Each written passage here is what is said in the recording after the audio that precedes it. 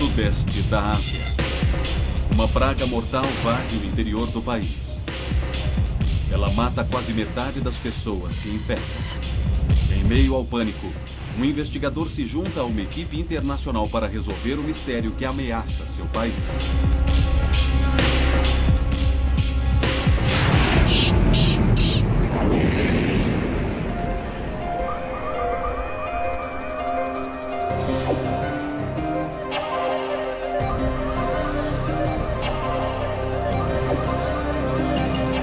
Epidemias. Vírus à solta. Abril 1999. Uma epidemia devasta a Malásia rural. As vítimas? Criadores de porcos.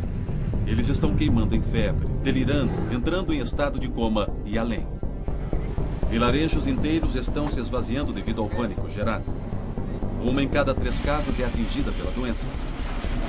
Fazendas de porcos são destruídas, enquanto a epidemia fica fora de controle. O investigador de epidemias, Dr. Mike Bunning, e uma equipe internacional trabalham dia e noite para conter o assassino.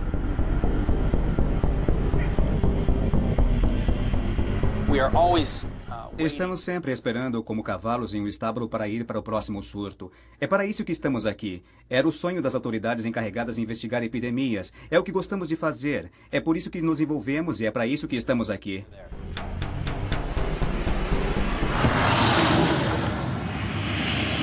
Quatro meses antes, dezembro de 98.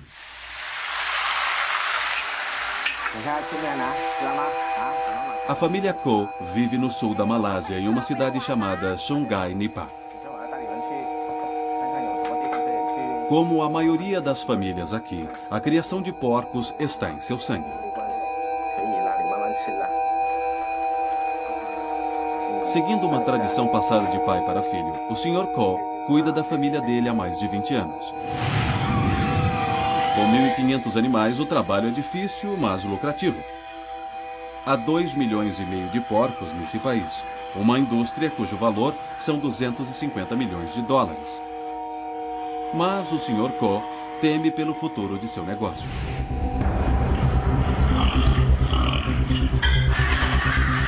As fazendas de porcos do norte da Malásia estão lutando contra uma misteriosa epidemia que está matando tanto os animais quanto seus criadores. Se a epidemia sair das fazendas atingidas no norte, perto de Ipoh, e chegar até Sungai Nipah, será catastrófico. Esta fazenda no norte da Malásia foi devastada pela epidemia. O criador e o filho dele morreram. A esposa está vendendo esses porcos aparentemente saudáveis para uma fazenda em Sungai Nipah, onde vive a família Ko. Sem querer, eles causarão uma tempestade biológica devastando a vida de milhares de pessoas.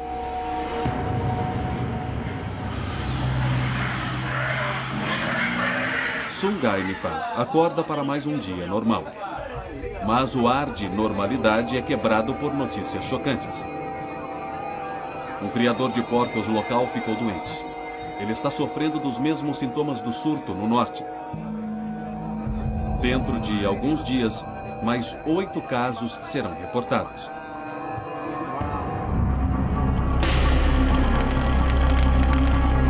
Supõe-se que o surto seja de encefalite japonesa, endêmica na Ásia rural, com até 50 mil casos por ano. Este vírus, geralmente fatal, é comum em porcos. O vilão por trás da encefalite japonesa é um mosquito. O inseto pica tanto porcos quanto humanos, transferindo o vírus para as pessoas. O Dr. Mike Bunning testemunhou os sintomas do surto em primeira mão. Os sintomas que vemos em humanos geralmente começam com uma leve dor de cabeça e uma tontura desconfortável, e depois progride para uma dor de cabeça muito forte e uma doença mental debilitante, passando para uma encefalite ou inflamação do cérebro.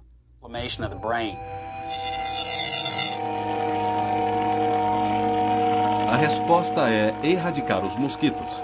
Os fazendeiros são vacinados contra o vírus, mas essas medidas parecem não ter nenhum impacto. O assassino continua a se espalhar.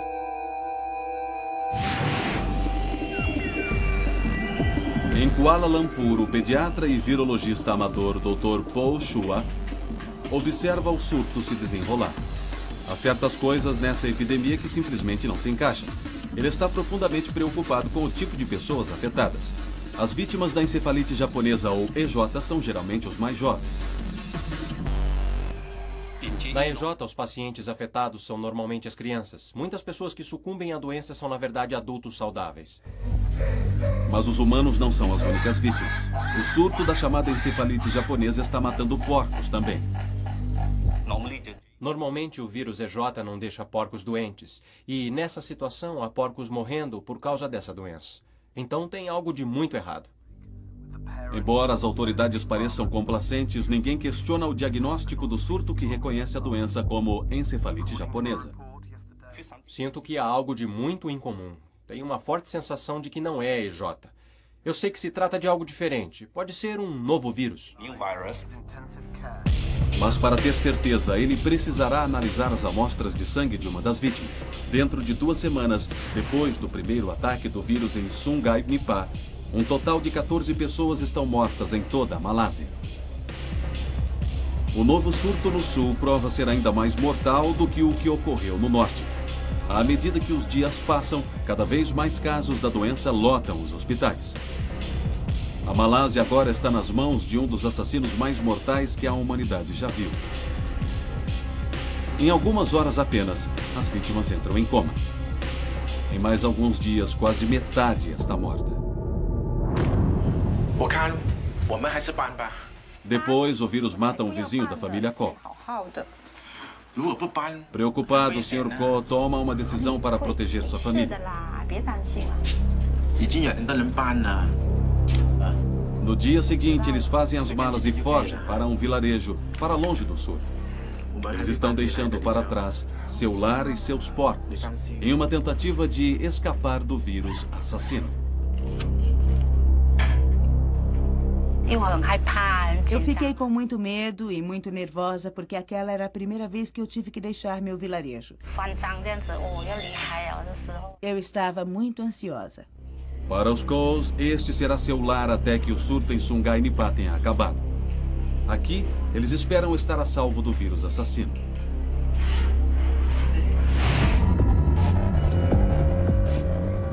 A história agora domina as manchetes na Malásia.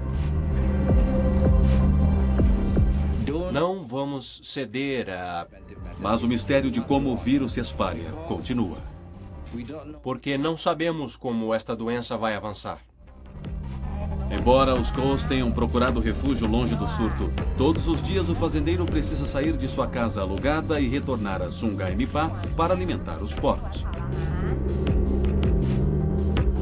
Acreditando que a encefalite japonesa seja assassina, o Sr. Ko aplica repelente de inseto, usa calça e camisa de manga comprida para combater os mosquitos transmissores. Mas a proteção é em vão. Sem conhecimento de ninguém, o vírus está sendo transmitido pelo contato com os porcos, não com os mosquitos.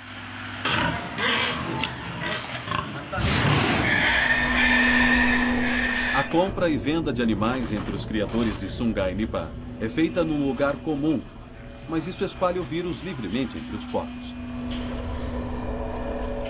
Agora a epidemia passa para a fazenda do Sr. Ko. Toda vez que ele alimenta os animais, corre perigo de ser contaminado pelos mortais micróbios invisíveis.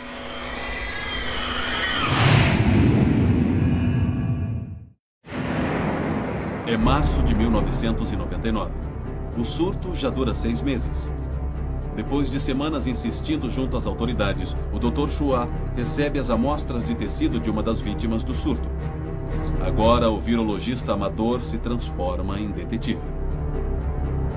Convencido de que o assassino não é a encefalite japonesa, o Dr. Chua quer eliminá-la de sua investigação. Ele testa a amostra para os anticorpos contra o vírus, mas quando a resposta chega, o resultado é positivo. A princípio, Chua fica intrigado. Poderia seu palpite estar errado? Seria este, afinal, um surto de encefalite japonesa? Mas ele não demora para encontrar uma explicação. A amostra pode ter vindo de um paciente vacinado contra a encefalite japonesa. Os antibióticos podem ter sido gerados por inoculação. Chua vai mais além. Esta decisão o coloca em curso de uma descoberta crucial, uma que, mais uma vez, lhe renderá a estima dos virologistas do mundo todo, como o Dr. John Epstein. O Dr. Chua foi esperto em perceber que havia algumas coisas que não estavam muito certas sobre o surto, e isso o levou mais além na investigação. O fez pensar no que mais poderia ser além de encefalite japonesa. Em seguida, Chua testa o efeito dos vírus numa cultura de células. Logo, o vírus começa a atacá-las. Então ele faz uma incrível descoberta. As células começam a se fundir em uma feia massa, todas infectadas com o vírus, e param de funcionar adequadamente. Na verdade, eu fiquei muito nervoso, mas entusiasmado. Eu sabia que tinha algo ali que eu nunca tinha visto. O vírus da encefalite japonesa não cria esta fusão de membranas das células. Esta é mais uma prova de que a assassina não é a EJ. Encorajado, Chua faz mais experiências. Os 2 outros testes que eu fiz no dia seguinte mostraram as mesmas mudanças. E aí eu fiquei preocupado que fosse algo realmente sério. Os testes seguintes de Chua mostraram algo ainda mais alarmante. A fusão das células foi sinistra o suficiente, mas agora as células infectadas estavam morrendo em massa. Isso provou que este vírus se comporta totalmente diferente do vírus que causa a encefalite japonesa. Mas o que seria esse novo vírus? Poderia ser algo nunca visto? Agora, Chua chega ao limite de seus testes. Ele tentou tudo, e ainda assim a identidade do vírus o engana. Um terrível sentimento toma conta dele.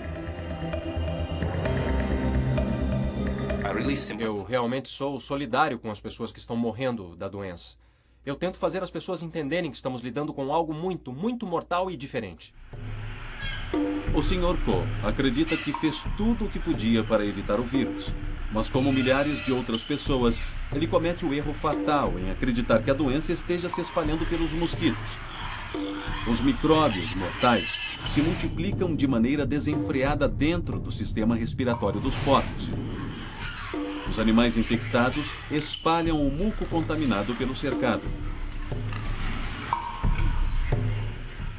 À medida que o Sr. Ko passa pelos porcos, o muco gruda na roupa dele.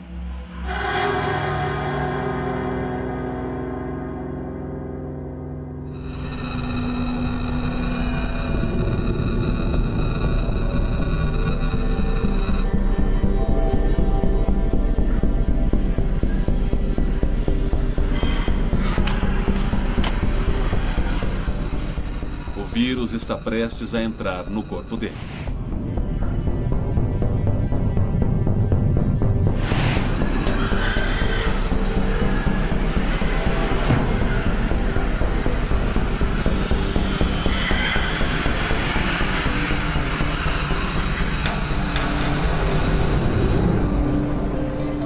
Sungai Nipa entra em estado de emergência à medida que as tropas chegam ao vilarejo. A vida de milhares de pessoas e a indústria multimilionária de criação de porcos estão em risco. A única maneira do vírus ser vencido é entendendo-se o que ele é e de onde veio. Mas o Dr. Chua não tem acesso a boas instalações para identificar novas patogenias. Na verdade, eu estava muito chateado. Como eu poderia identificar aquele vírus? A melhor maneira de fazer isso era tentar obter ajuda internacional. Chua liga para o CCD.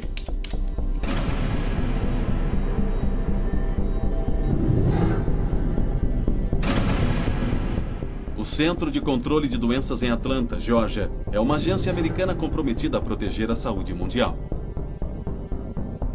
Os cientistas do CCD são altamente especializados em lutar contra vírus assassinos. O chefe do Departamento de Patogenias Especiais é o Dr. Tom Kiziazek. Muitas vezes nos envolvemos na descoberta de novos agentes infecciosos durante os surtos. Mas na Malásia, o Dr. Chua enfrenta outro problema em sua batalha contra o vírus desconhecido. Como ele irá transportar amostras de sangue e tecido infectados a 16 mil quilômetros de distância, até o CCD? Boa tarde. Eu gostaria de contratar a sua transportadora para levar uma amostra médica aos Estados Unidos. Uma amostra médica? Como assim? Na verdade, é um vírus para análise. Será um pacote muito seguro. O container pode suportar até um desastre aéreo e seu resfriamento está sendo mantido por gelo seco. Gelo seco é o problema, senhor. Não podemos levar nada que tenha gelo seco. Como era de se esperar, ele não consegue encontrar uma transportadora que esteja disposta a levar seu vírus mortal. Isso deixa sem escolha, a não ser levá-lo ele mesmo. As amostras de tecido humano infectado são postas cuidadosamente em uma cápsula de metal fechada a vácuo, contendo gelo seco. Mas há outro problema. Chua não tem visto para os Estados Unidos. Os temores do virologista amador agora estão sendo levados mais a sério pelo governo. Uma intervenção urgente do ministro da Saúde da Malásia garante que ele viaje a Atlanta. Em 24 horas, me deram um visto de 10 anos para os Estados Unidos para levar a amostra para lá.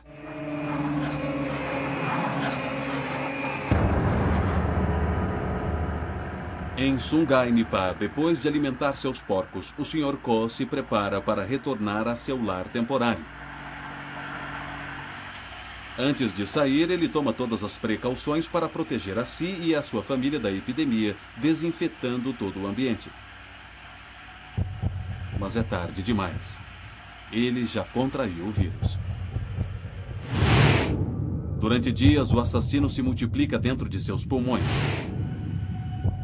O vírus penetra nas células saudáveis e as usa para se multiplicar vigorosamente. Os vírus multiplicados, por sua vez, atacam mais células. E em uma reação em cadeia, a infecção se espalha para o sangue e depois para o cérebro. As células danificadas se aglomeram, restringindo o fluxo sanguíneo e matando as células nervosas. Bastante doente, o Sr. Ko procura um hospital.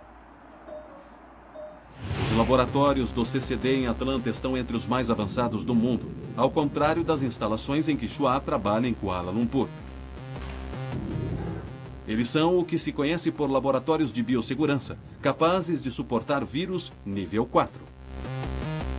Quando você chega num laboratório de segurança nível 4, que é o nível mais alto de segurança, significa que você está lidando com um ambiente pressurizado controlado, onde você sabe que o fluxo de ar é controlado, que as pessoas estão trabalhando vestidas com trajes espaciais, onde elas têm máscaras, portanto nada entra e nada sai. Esse é o nível mais alto de segurança, onde as pessoas geralmente trabalham pesquisando agentes infecciosos, geralmente letais para os quais não há vacina, nem tratamento, nem cura. Chua entra no laboratório de microscópios de elétron para analisar uma seção da amostra. Ao olhar para a tela, ele é tomado pelo medo. Percebi que a estrutura do vírus era essencialmente a de um paramyxovírus. Quando eu vi aquilo, senti um arrepio descendo pela espinha. Can feel a chilling feeling actually go down my spine. Os paramyxovírus estão num grupo de micróbios que inclui os que causam a cachumba e a rubéola. Mas o medo de Chua era de que esse tipo de vírus não estivesse sendo espalhado por mosquitos, mas sim pelo contato íntimo com pessoas ou animais. Os paramyxovírus dependem de uma certa densidade populacional e também tendem a ser transmitidos através de secreções respiratórias, espirro ou tosse, ou apenas em contatos gerais. Portanto, eles tendem a se envolver no sistema respiratório e, nesse ponto, eles se tornam neurológicos.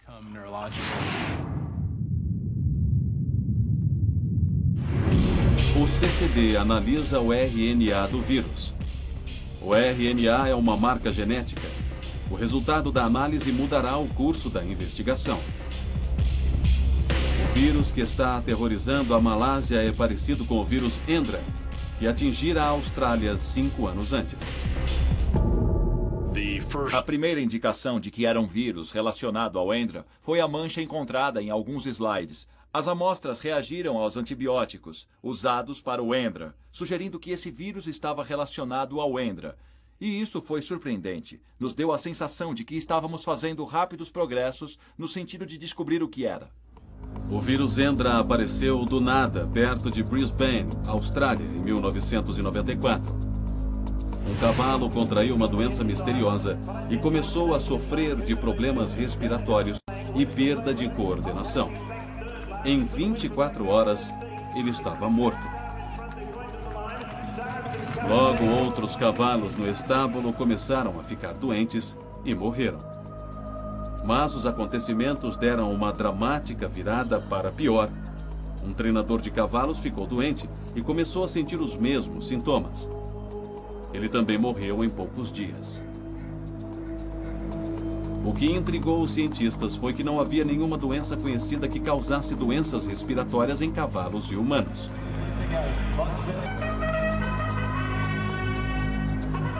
O Laboratório de Saúde Animal australiano entrou no caso para resolver o mistério. Amostras de tecido das vítimas foram levadas a laboratórios de biossegurança em Geelong, Austrália, para serem testadas. O epidemiologista Dr. Hume Field trabalhou no caso.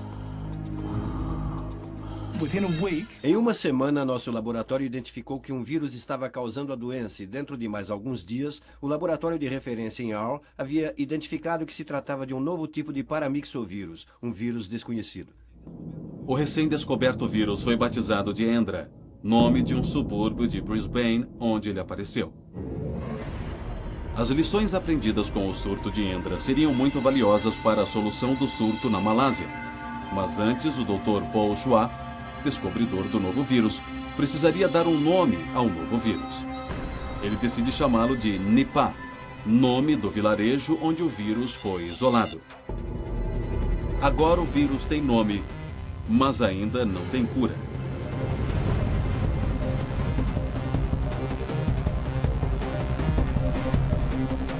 O Sr. Cole luta pela vida, seriamente afetado pelo vírus Nipah. A esposa dele sofre mais à medida que suas condições pioram.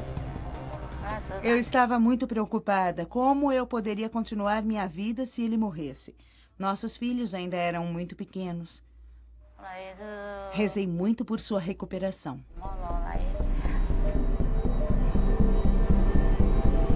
Mas o pior é que o surto não mostra nenhum sinal de estar no fim.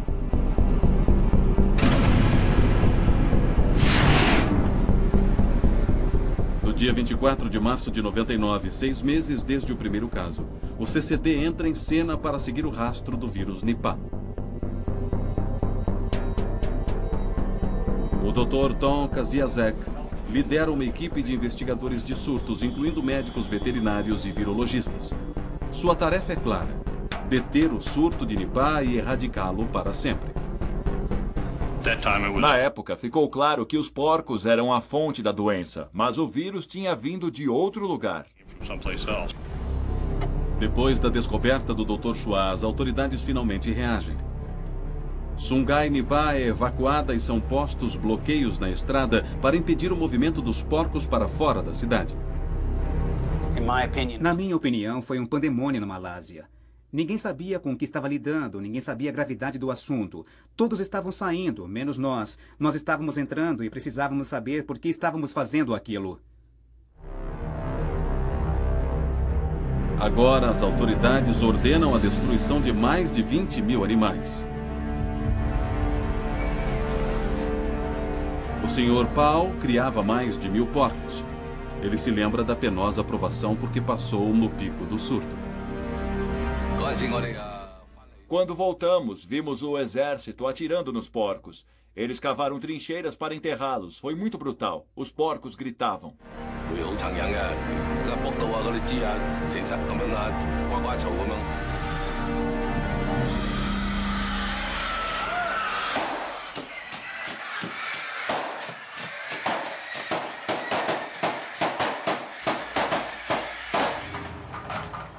Quando o número de mortes em humanos no sul aumentou para 48, as autoridades tomaram medidas ainda mais drásticas. Em uma tentativa desesperada para limpar o vilarejo, as fazendas infectadas são destruídas. No total, 1 milhão de porcos morreriam doentes ou não para deter a epidemia.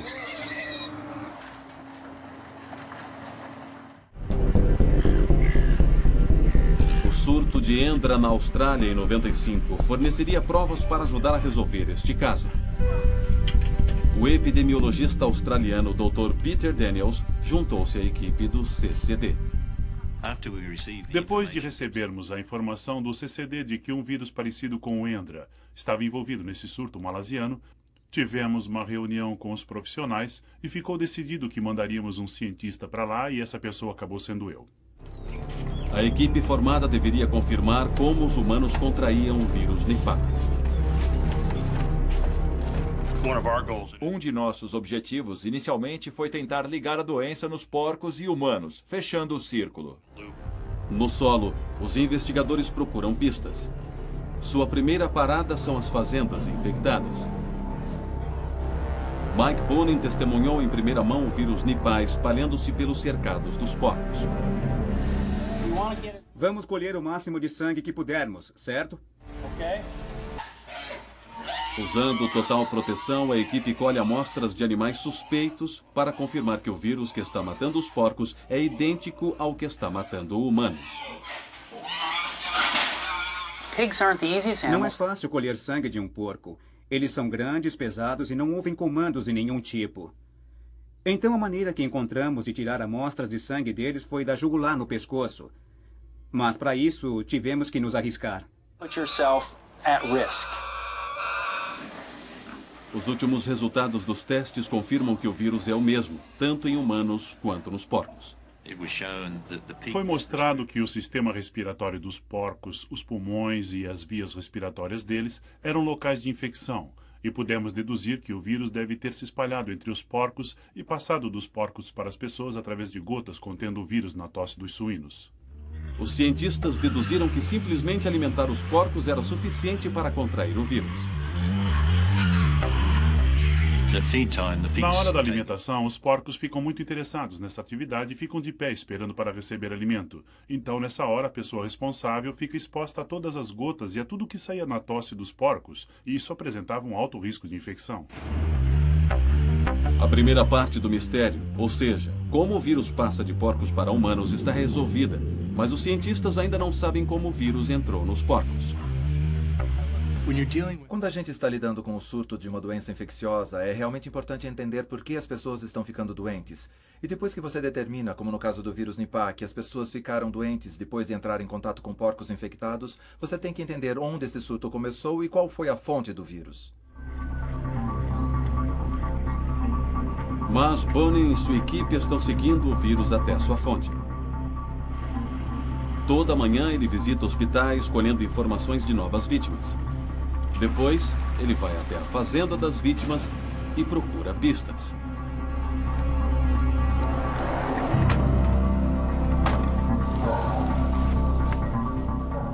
Aqui, os trabalhadores são questionados enquanto a família deles observa. O que começamos a fazer foi tentar extrair as particularidades dessa doença e nossa ideia foi entrevistar primeiro os fazendeiros. Sei que esta é uma fase difícil para ele. Ele perdeu a fazenda, mas eu realmente preciso fazer algumas perguntas, tudo bem? Nós perguntávamos o que eles tinham visto, o que tinham ouvido, etc.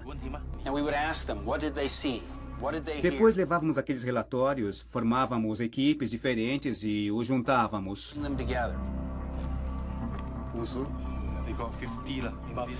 15, ele sabe de onde eles vieram? Juntos fizemos um quadro cujo objetivo era descobrir mais sobre a doença nos porcos. No primeiro dia, talvez eles tivessem visto porcos doentes, e no segundo dia, 3 ou 4 criadores começaram a ver humanos ficando doentes. E foi aí que começamos a entender o que estava acontecendo. De alguma maneira, os porcos foram transportados daqui para cá. Juntar informações sobre as fazendas infectadas leva Bonin de volta ao local onde o surto começou 6 meses antes.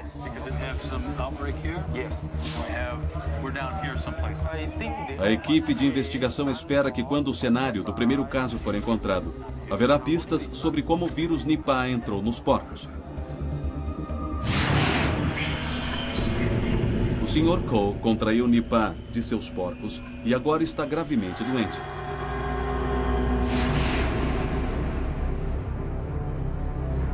Durante 2 dias, ele vem lutando contra a febre e o delírio.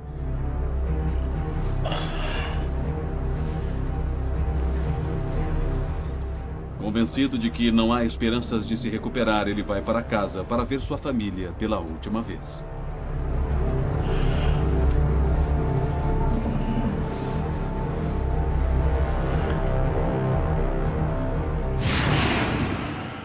Querida esposa, estou de volta. Por que voltou? Não deveria estar no hospital? Você ainda não se recuperou de sua doença. Sente-se.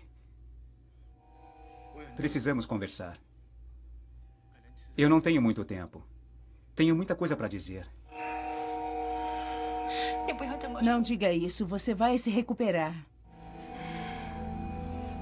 A fazenda é nosso negócio.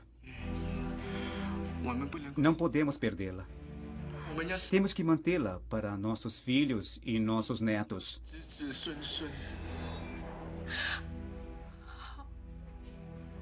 Tá, eu prometo. O Sr. Ko diz adeus à sua família e volta ao hospital.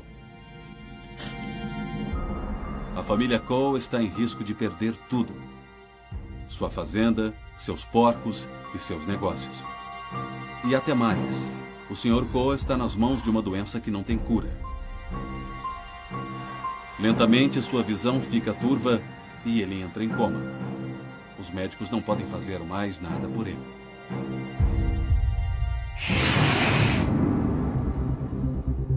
Sete meses de epidemia e pouco a pouco a equipe internacional traz o vírus sob controle. À medida que eles restringem o contato entre humanos e porcos, os casos de Nipah vão sendo reduzidos. A investigação de Banning para encontrar a origem do surto começa a valer a pena.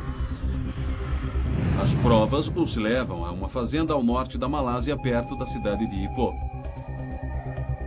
Aqui pode haver pistas sobre o animal que passou o vírus aos porcos, dando início ao surto.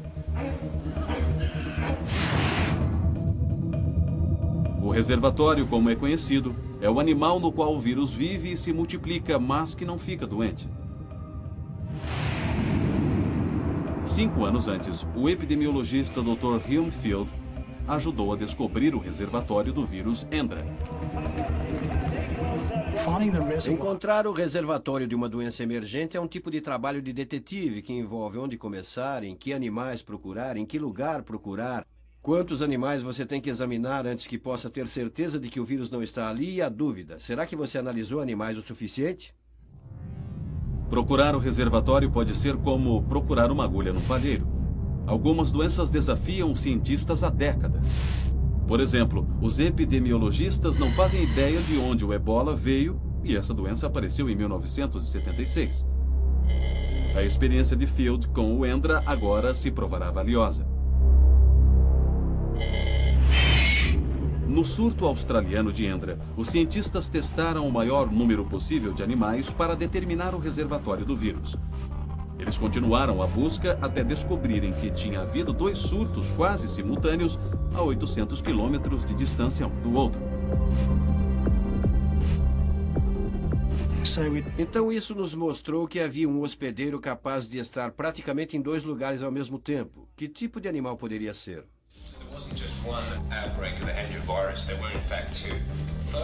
Field reuniu cientistas de uma ampla escala de disciplinas para compartilhar seu conhecimento e encontrar soluções. Compartilhar nossas ideias foi realmente muito útil, pois nos ajudou em nossas discussões sobre o possível hospedeiro.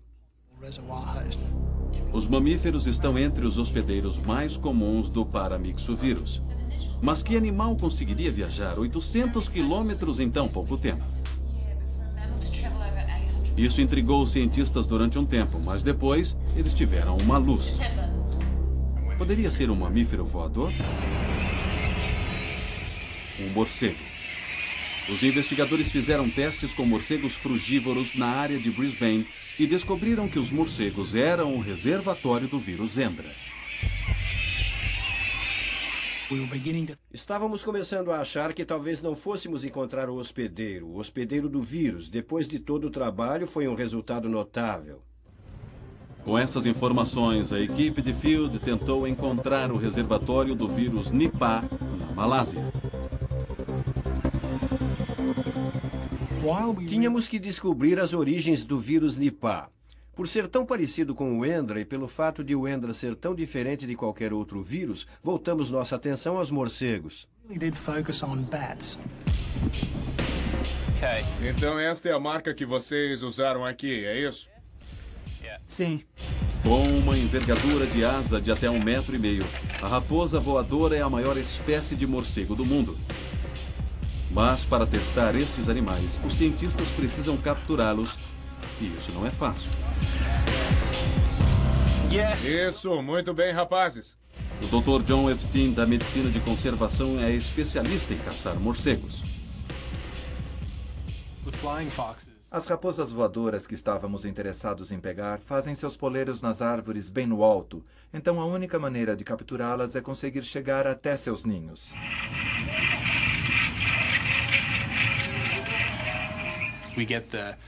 Colocamos paus compridos no poleiro e quando os morcegos voavam no pôr do sol, que é quando eles normalmente saem dos poleiros para se alimentar, eles caíam em nossa rede.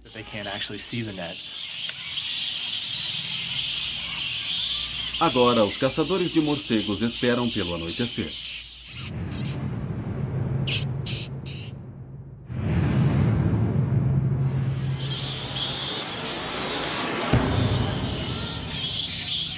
Depois que os morcegos são pegos, a rede é abaixada e eles são cuidadosamente tirados dela e anestesiados. Agora, a delicada tarefa de testar o animal para o vírus Nipah tem início. Os tipos de amostras que tiramos foram amostras de sangue, onde pudemos ver se esses morcegos realmente haviam sido expostos ao vírus Nipah. Então procuramos o anticorpo para o vírus. E depois nós verificamos tanto a boca quanto o trato urinário.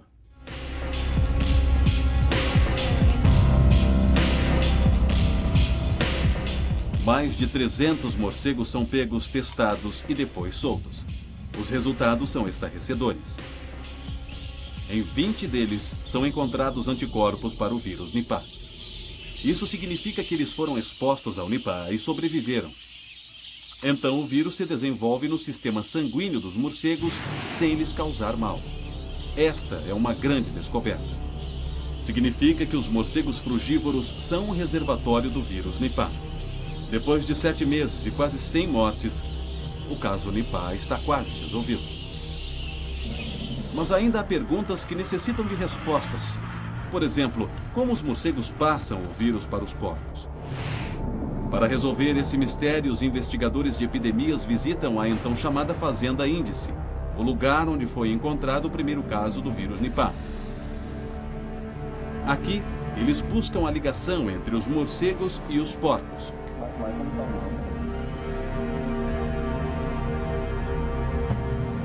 Nos cercados dos porcos, agora vazios, os investigadores encontram uma possível pista. Árvores frutíferas.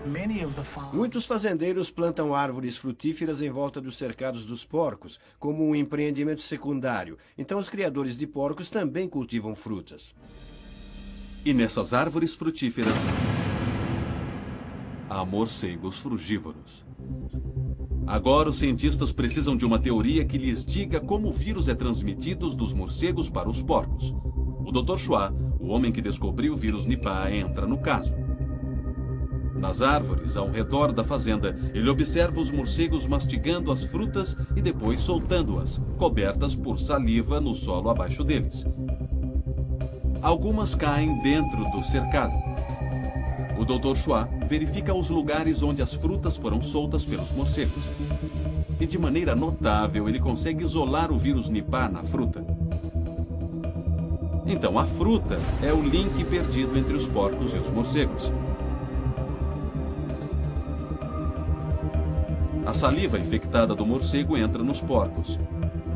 Infecta as células dos pulmões e se multiplica dentro deles. O local onde os cercados dos porcos estavam situados, próximos aos orquidários, e o modo como foram construídos, forneceram um caminho para as frutas contaminadas, seja pela saliva das raposas voadoras, pela urina ou fezes dentro do cercado. Assim, o vírus era transmitido aos porcos. A resposta para o surgimento misterioso do Nipah é importante para que cientistas como o Dr. John Epstein consigam evitar que ele volte a ocorrer. Uma das coisas que sabemos é que o vírus Nipah está nos morcegos há muito tempo. Então a resposta pode estar no modo como os humanos alteraram o ambiente, no modo como os humanos alteraram as práticas rurais, no modo como eles usam a terra, como eles desvirtuam o comportamento ecológico natural nesses morcegos. Então isso provavelmente foi o que levou ao surgimento do vírus Nipah. A criação intensiva de porcos na área de Ipoh, ao norte da Malásia, na floresta tropical, onde os morcegos fazem seus poleiros, pode ter sido o cenário ideal para que o vírus Nipah saltasse dos morcegos para os porcos. Então são as atividades humanas que permitem que a doença como a Nipah passe de morcegos para porcos. Mas está faltando uma peça do quebra-cabeça. Não há morcegos frugívoros na área de Sungai Nipah, no sul da Malásia. Então, como o vírus se espalhou do norte para o sul? É como fazer uma investigação criminal. A gente analisa muitos registros, ouve histórias e tenta seguir a pista passo a passo de como o vírus passou do norte para o sul. E é muito difícil porque os registros nem sempre estão lá. Então, numa noite em Ipoh, norte da Malásia, acontece uma coisa que muda o curso da investigação. A esposa de um fazendeiro se aproxima em segredo da equipe com uma novidade aterrorizante.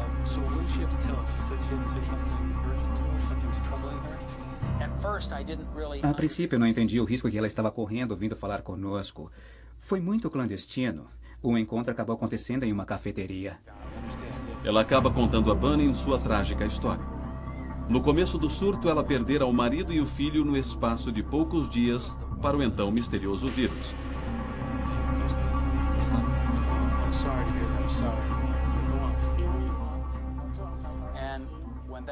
E quando isso aconteceu, ela decidiu que ia parar de criar porcos.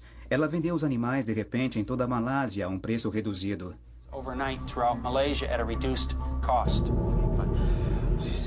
Por causa do problema financeiro, ela vendeu os animais a um custo muito reduzido na região sul da ilha. Talvez eles tenham sido separados nos trens. Ela confessa que muitos de seus porcos foram vendidos a vilarejos como Sungai Nipah, no sul da Malásia. Durante aquele encontro, ela percebeu como a doença tinha se espalhado da parte norte da Malásia, em Ipoh, chegando à parte sul, onde estávamos vendo tantos casos em humanos. Parece provável que o responsável pela disseminação do surto tenha sido o movimento de porcos infectados do norte à grande população de fazendas criadoras de suínos no sul.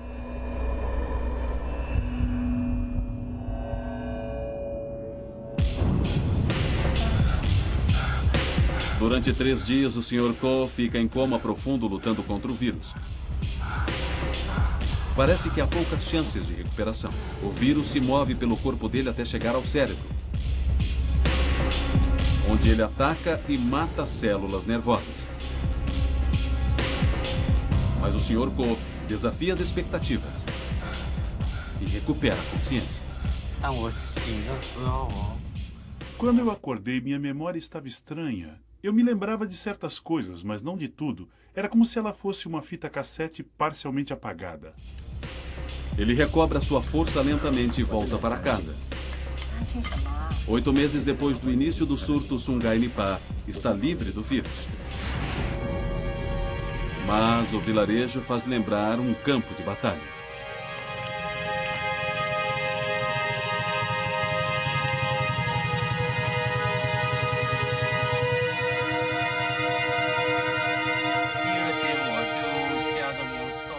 No dia seguinte, eu fui de moto para o vilarejo.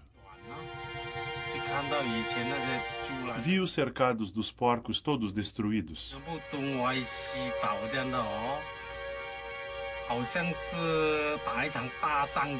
Parecia uma zona de guerra. Fiquei muito triste com tudo o que eu vi. Foi muito doloroso, mas precisei ser forte.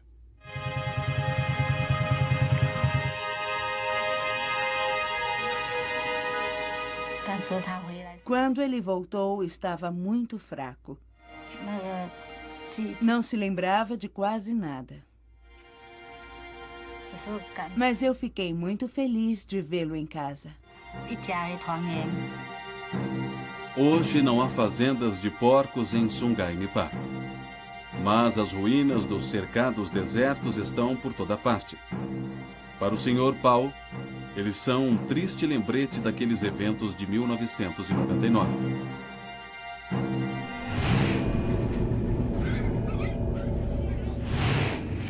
Aqui temos os restos de alguns ossos. Parece que pertencia aos porcos. Este é o crânio de um porco.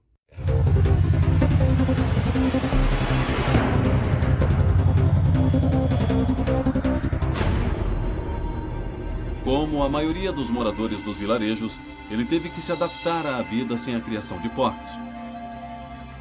Mas este não foi o final da história. O mortal vírus Nipah ainda está à solta e não tem cura.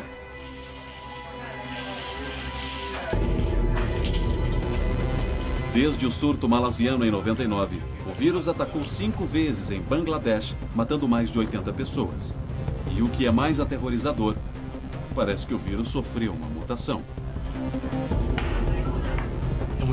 O interessante em Bangladesh foi que nos surtos investigados lá, parece não haver nenhum animal intermediário envolvido. Em outras palavras, não há nenhum porco nem nenhum animal doméstico que pareça estar espalhando o vírus pelos humanos. Tivemos pistas que sugerem que o vírus Nipah está se espalhando de humano a humano, e isso aumenta nossas preocupações.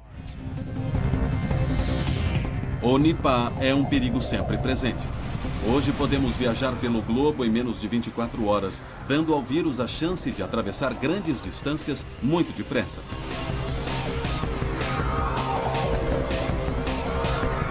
Em constante mutação e capaz de ser transmitido entre humanos, o perigo de uma nova pandemia global de Nipah é uma possibilidade muito real. Versão brasileira sem calma.